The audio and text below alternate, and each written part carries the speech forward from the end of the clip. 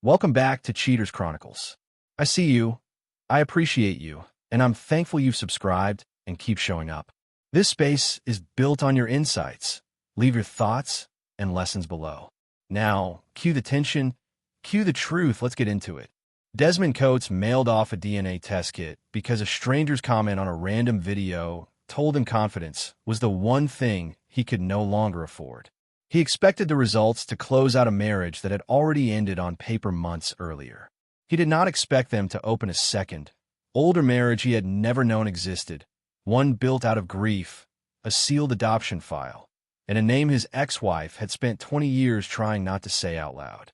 By the time that envelope reached his mailbox in Greensboro, North Carolina, Renata Coates had already convinced everyone around her that she'd walked away clean. She had not walked away from anything. She had walked back towards something. Before we get into this one, do 3 things for me. Tap that like button because it tells YouTube this story deserves to land in front of somebody else who needs to hear it tonight. Drop a comment telling me the exact moment you would have started asking questions because I read every single one of them. And if this is your first time here, hit subscribe because Cheaters Chronicles puts out a new story like this every week, and you do not want to be the person who finds out too late. This story stuck with me because it is not really about a DNA test. It is about what happens when your gut refuses to sign off on the version of events you have been handed. Here is what happened to Desmond. Desmond Coates was 44 years old, a quality assurance manager at a furniture manufacturing plant on the edge of Greensboro, the kind of man who color-coded his tool drawer and read instruction manuals for fun. He restored vintage typewriters on weekends, a habit he picked up from his grandmother, who had spent 30 years as a court stenographer and told him that every machine kept an honest record even when the people using it did not. He believed a marriage needed the same thing. Somebody who remembered who you were before you became whoever you turned into. He thought he had that in Renata. For 17 years, he genuinely believed it. Renata Vance Coates was 41, sharp in a way that made rooms rearrange themselves around her without her raising her voice.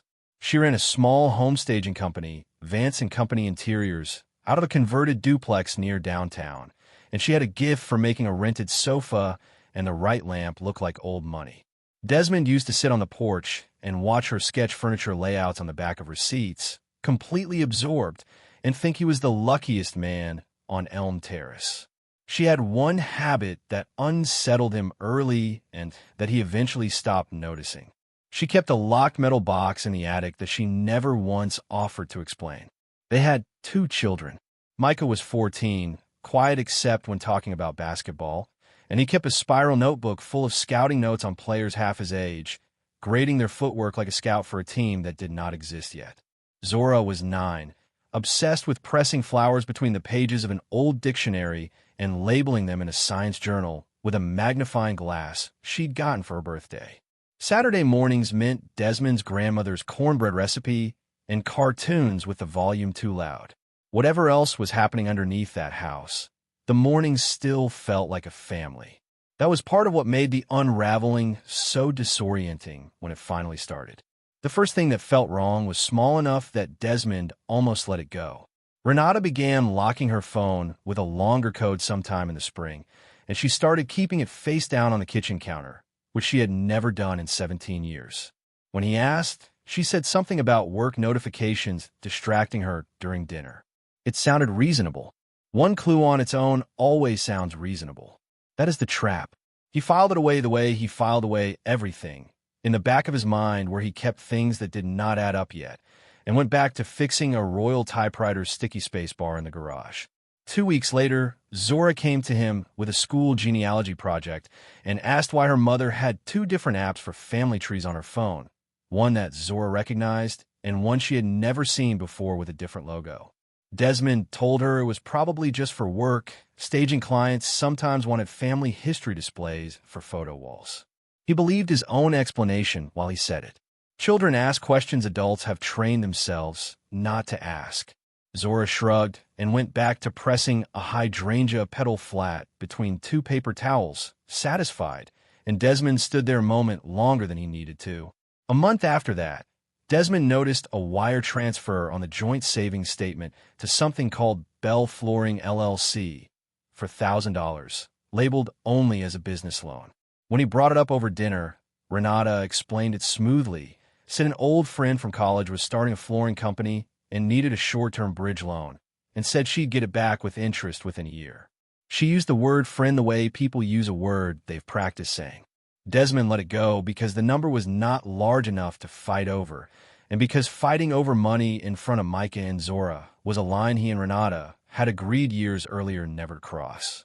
It was Desmond's mother, of all people, who planted the first real seed of doubt, and she did it without meaning to. At a Sunday dinner in June, watching Zora chase fireflies in the backyard, she said, almost fondly, "That child doesn't favor your side one bit, does she?" She meant nothing cruel by it. She was simply making conversation the way grandmothers do. But Desmond sat with that sentence longer than he wanted to admit, turning it over while everyone else moved on to dessert. And once a thought like that gets a foothold in a marriage that is already showing cracks, it does not let go easily. What actually broke the marriage, though, had nothing to do with paternity yet. It came from Denise Okafor, their next-door neighbor, who mentioned in passing at a block cookout that she'd seen Renata's car parked outside a restaurant in Winston-Salem on a Tuesday afternoon, the same day Renata had told Desmond she was at a stone supplier in Wilmington. Denise said it lightly, the way neighbors say things they don't realize are landmines. Desmond smiled, said maybe her meeting got moved, and changed the subject.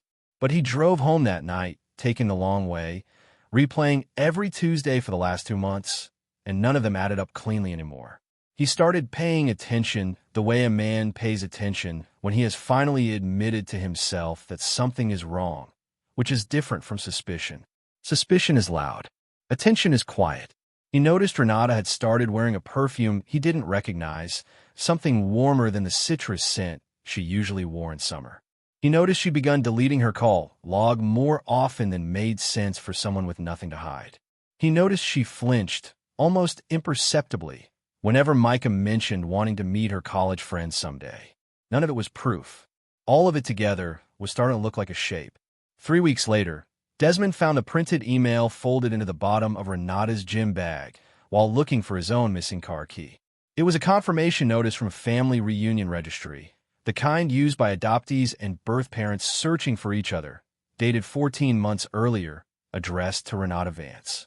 He did not understand what he was looking at, not fully, but the words birth parent match request pending stopped him cold in the middle of the garage with a car key in one hand and a printed page in the other, and for the first time since the wire transfer, the small clues stopped feeling separate. He did not confront her that night. He told himself he needed to understand what he was looking at before he said anything. But the truth was simpler and less flattering. He was scared. He folded the email back exactly the way he'd found it and sat in the garage until nearly midnight, running his thumb along the space bar of a half-restored Smith Corona, trying to imagine a version of this that wasn't what it looked like. He could not find one. He thought about Bell Flooring, LLC. He thought about Winston-Salem on a Tuesday. He thought, for the first time, about a name he had never heard Renata say. Marcus. The following Saturday, Desmond told Renata he had a work training session and instead drove to the address listed on the Bell Flooring LLC paperwork he'd pulled from public business records the night before. He parked across the street and waited, feeling foolish and steady at the same time. At 11:40, Renata's car turned into the lot. A man came out to meet her, mid-40s, easy in his movements, the kind of familiarity in his hand on her lower back that comes from years, not months. Desmond sat there a long time after they went inside, not moving, watching the door like it might explain itself if he stared long enough. He learned the man's name was Marcus Bell from the same public business filings, a flooring contractor with 2 locations and a modest but growing reputation around the Triad. What Desmond did not yet know, and would not learn for months, was that Marcus was not a new discovery in Renata's life. He was an old one. Desmond only knew, standing in a parking lot on a Saturday that was supposed to be a training session, that his wife had lied about where she was, who she was with, and what $4,000 of their savings had actually paid for. That was enough to act on. The rest would come later, in pieces. Desmond hired an attorney the following week, a measured woman named Yolanda Pratt, whose office sat above a dry cleaner near downtown and who did not raise her voice once during their first meeting. She asked if there had been infidelity. He said he believed so. She asked if he had proof. He said he had a parking lot and a feeling, which was not the same thing. She told him something he wrote down and underlined twice. Courts respect documentation, not heartbreak. He started keeping records after that, quietly, methodically, the same way he'd catalog a shipment of defective drawer hinges at work. He did not tell Renata anything had changed. It took 3 more weeks for Renata to bring him the divorce papers herself. On a rainy Sunday afternoon, while Micah dribbled a basketball against his bedroom wall upstairs and Zora pressed marigolds at the kitchen table. She set the folder near his elbow and said she didn't want this to get ugly. And something about the relief already sitting in her face told Desmond she had been carrying this conversation in her pocket for a long time, waiting for the right moment to set it down. He signed 2 days later, not because he had stopped wanting answers, but because he wanted the children shielded more than he wanted a fight. What happened next was the part that genuinely unsettled him. Renata moved into a rental house off Battleground Avenue within 11 days, and furniture began appearing in her social media stories before Zora had even finished crying about the second bedroom becoming a home office. A watch on Marcus's wrist that looked too expensive for a man who needed a $4,000 bridge loan the year before. A dinner table set for 2 in a kitchen that already looked lived in, not just moved into. People move on eventually. They do not move on that fast unless the next place was already furnished before the last one was empty. Micah took the divorce hard in a way he tried to hide behind basketball. He started staying at the gym later, coming home with his notebook full of new scouting notes on players Desmond had never heard of, as if grading strangers' footwork was easier than sitting still with his own family falling apart. Zora asked practical questions instead, the kind that broke Desmond a little every time. Would her flower journal still count if it lived in 2 houses now? Would Otis, the neighbor's dog she loved, still recognize her at the new address? Desmond answered every question honestly, and none of them made the transition easier for anyone. One evening in the garage, while Desmond worked a stuck ribbon spool loose on an old Underwood, Micah came and stood at the workbench without asking for anything, which told Desmond he was carrying something heavier than basketball. He picked up a loose screw, turned it over twice, and asked if Desmond ever got tired of pretending not to notice things. Desmond looked up and said, "Sometimes." Micah nodded once, set the screw down in a straight line beside the others, and walked back inside without another word. It was the kind of exchange that told Desmond his son already understood more than either of them was saying out loud. Desmond did not go looking for the full story right away. He told himself he was above that kind of digging. But the truth was he was afraid of what he'd find, and the fantasy that this was somehow smaller than it looked had not fully died yet. Then, 3 weeks after the divorce was finalized, Denise mentioned casually over the fence that Renata and Marcus had been seen together at a fundraiser 2 full years earlier, back when Desmond and Renata were still hosting Thanksgiving for both families. Denise said it was like harmless gossip. Desmond stood there with a garden hose running over his shoes, feeling something shift under a timeline he had trusted completely. That single sentence rearranged everything. If Denise was right, whatever this was had not started after the marriage cracked. It had been sitting underneath it for years, quiet and patient, waiting. Desmond started pulling old calendar entries, old credit card statements, old photographs from events he barely remembered attending, because Renata always seemed to be the one handling the guest lists. He found 3 separate references to Marcus Bell going back further than he wanted to count. Not always romantic on the surface. Sometimes just a name on an invoice, a name in a caption, a name mentioned once and never again. Small threads. Together, they made a rope. Around this time, Desmond's mother repeated her comment about Zora not favoring his side, this time in front of his sister, who added that she'd always thought Zora had her father's chin but nobody else's coloring. Desmond let it pass in the moment, but it lodged itself alongside everything else he was carrying. He was not a man who trusted appearances as evidence. He had spent his whole career distrusting things that merely looked a certain way. But between the folded email and the gym bag, the timeline Denise had accidentally cracked open, and now this, he found himself wanting something more solid than a feeling to stand on. He scheduled a paternity test at a clinic in Southfield Plaza on his lunch break, telling no one, not even Yolanda. He told himself it was about certainty, not doubt, though he understood by then those two things were not always different. The clinic sat between a nail salon and a smoothie shop with a name that sounded like a self-help book. The technician who checked him in was kind and businesslike, and mentioned, almost as an afterthought while pulling his intake form, that there was a note on file requesting he confirm whether the mother's side had any prior submissions in their national database. Desmond said he didn't understand the question. She said it happens sometimes with blended requests. He didn't push for more explanation that day, mostly because he didn't yet know what question to ask, but the phrase stayed lodged in him the way Micah's basketball notebook stayed lodged on the kitchen counter for weeks after he moved half his things to Renata's. Blended requests. Prior submissions. He drove back to work and sat through an afternoon inspection of maple veneer samples without registering a single defect, his mind circling that sentence from every angle it could find. Whatever it meant Renata's name existed somewhere in a system connected to his children's DNA test, and he had not put it there. Here's something I want to say to you directly, because I think it matters more than the plot twist coming up. When somebody in your life gets defensive about a piece of paperwork that should be boring, pay attention to that. Not paranoid, not accusatory, just attentive. Desmond didn't blow up his life chasing a hunch.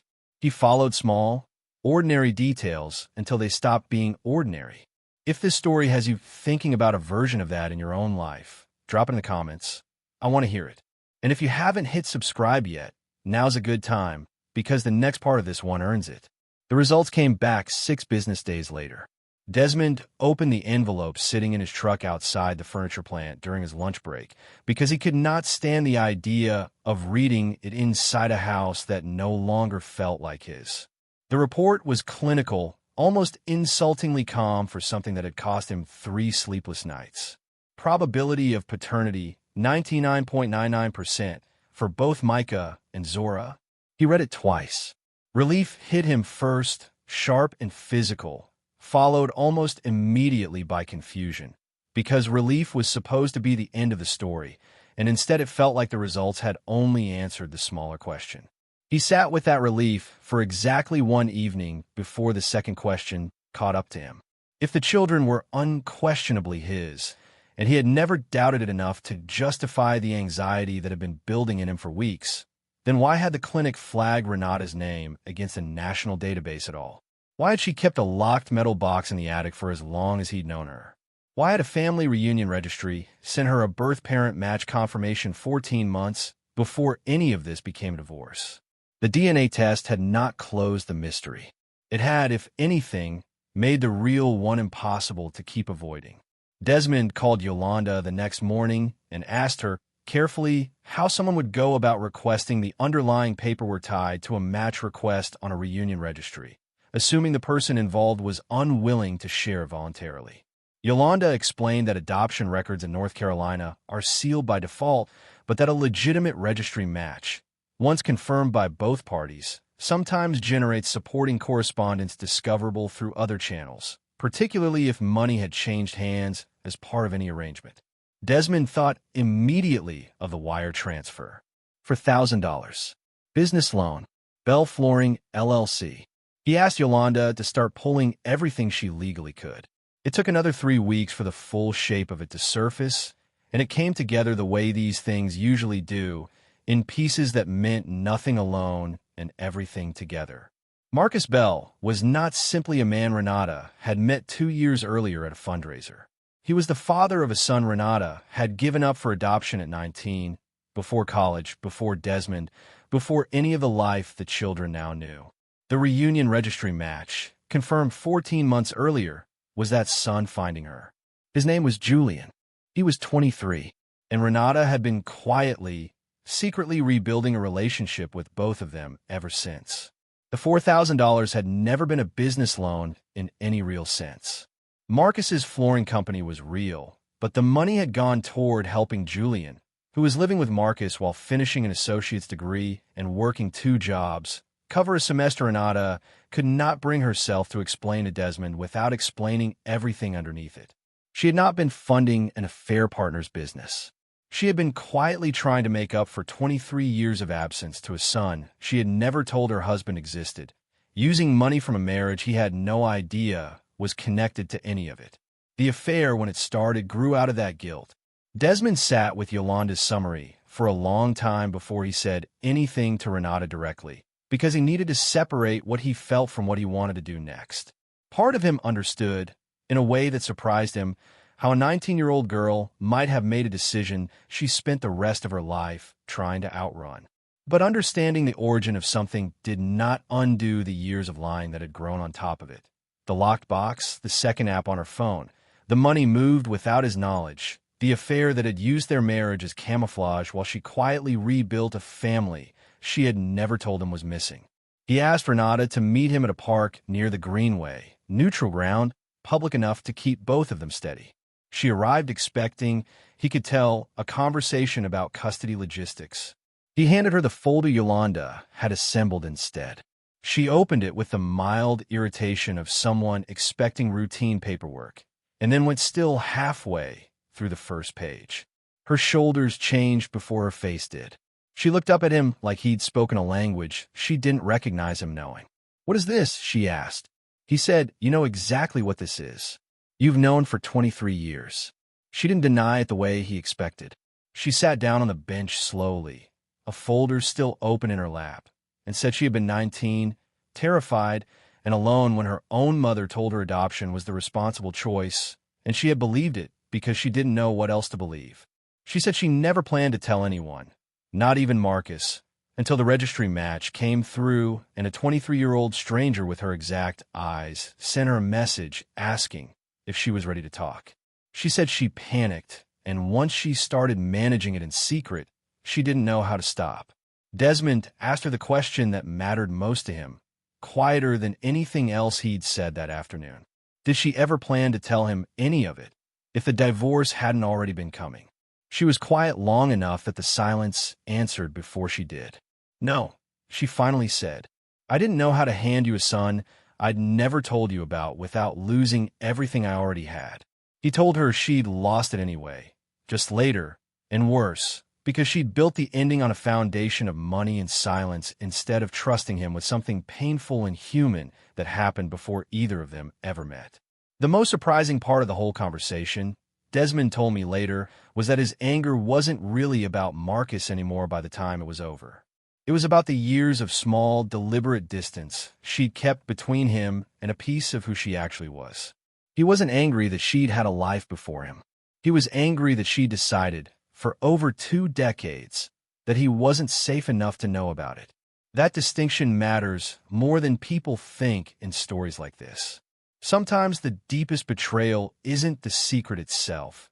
It's the quiet decision that you weren't someone worth trusting with the truth. Word got back to Marcus fast once the underlying documents became part of the custody proceedings, and his relationship with Renata cooled almost as quickly as it had accelerated. He had known about Julian from the beginning, obviously, but he had not fully understood how much Renata had hidden from her own husband to keep both relationships running in parallel without collision.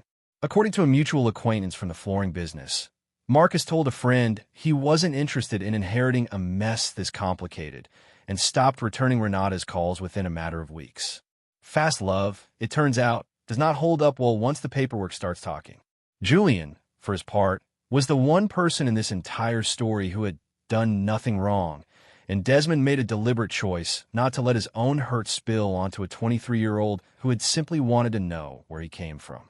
Through Yolanda, Desmond eventually sent word that he had no ill will toward Julian personally, and that whatever Renata decided to build with her biological son going forward was between the two of them.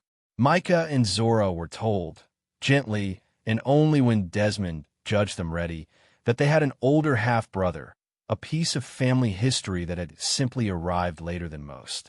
Micah's reaction surprised everyone, including Desmond. He didn't process the news as betrayal the way the adults had. He processed it the way a 14-year-old processes most things, through a metaphor he actually understood. He said it sounded like a broken play. Everybody moving before the ball was even snapped, and somebody forgetting to tell the rest of the team the play had changed. Desmond thought about that phrase for days afterward. A broken play. Not a lie exactly, not a scheme exactly, just people moving on assumptions nobody had bothered to confirm out loud, until the whole formation fell apart at once. Renata's new living situation, once Marcus pulled back, got smaller fast. She kept the rental off Battleground Avenue, but downsized her staging business hours to cover it alone, and by the following spring she was picking up occasional shifts, managing a boutique showroom, just to stabilize her income. She started therapy that winter, something she admitted to Desmond months later during a calm custody handoff, saying she finally understood that hiding Julian for 23 years had less to do with protecting anyone else and everything to do with never forgiving herself. Desmond listened without offering comfort he didn't feel yet, because some conversations deserve honesty more than kindness. Desmond did not walk away from any of this feeling like he had won something, and he told me that plainly. He didn't measure his recovery against how much smaller Renata's life had gotten.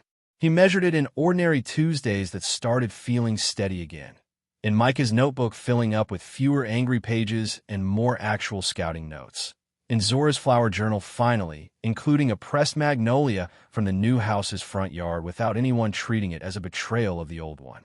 He kept restoring typewriters on weekends, and one of them, a stubborn 1962 Royal, finally struck every key cleanly again after 4 months of patient, unhurried work. Real quick, before we get to how this ends for Desmond, if you made it this far, you already know this channel is about the aftermath, not just the drama, and that only works because people like you keep showing up for it. So hit that subscribe button if you haven't, share this with somebody who needs to hear that verification isn't paranoia, and drop a comment telling me whether you think Renata deserved the chance she eventually got with Julian, separate from everything she did to Desmond. I read every comment section on these, and this one I have a feeling is going to get heated. A year and a half after the divorce, Desmond and Renata met for coffee without lawyers present, at her request, in a shop near downtown where the espresso machine hissed every few minutes and old men played dominoes by the window. She looked tired in a way that had nothing to do with makeup. She told him she was still in therapy, still rebuilding a relationship with Julian slowly, carefully, without trying to force 23 missing years into a single season.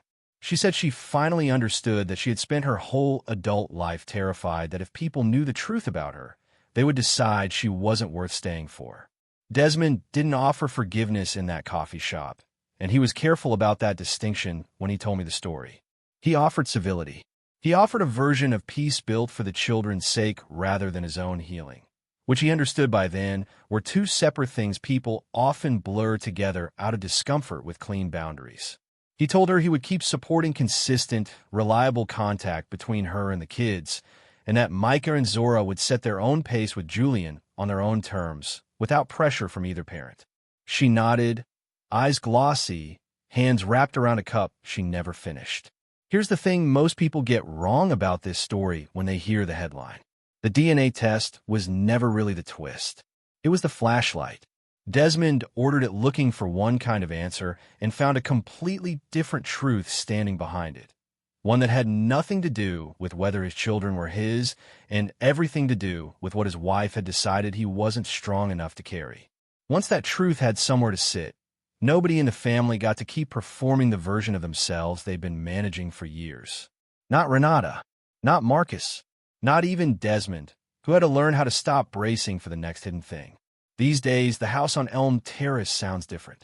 Micah's notebook is full of real, scouting notes again, instead of angry scribbles disguised as basketball analysis.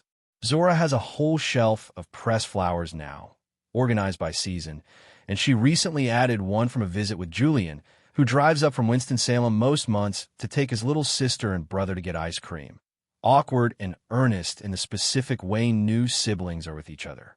Desmond still restores typewriters most weekends. The Royal finally sounds right, every key landing clean, and there is something quietly satisfying about a machine that finally tells the truth again after years of sticking. So here's what I want to leave you with. Verification isn't cruelty, and it isn't paranoia either. It's just refusing to let somebody rush you past your own instincts, because your calm is more convenient for them than your questions are. Desmond didn't get answers by exploding. He got them by paying attention, staying patient, and following small details until they added up to something undeniable. If this story moved you even a little, do me a favor. Hit like right now, share it with somebody who needs the reminder, and subscribe so you don't miss next week's story, because Cheaters Chronicles isn't going anywhere. Tell me in the comments, would you have ordered that test? The end.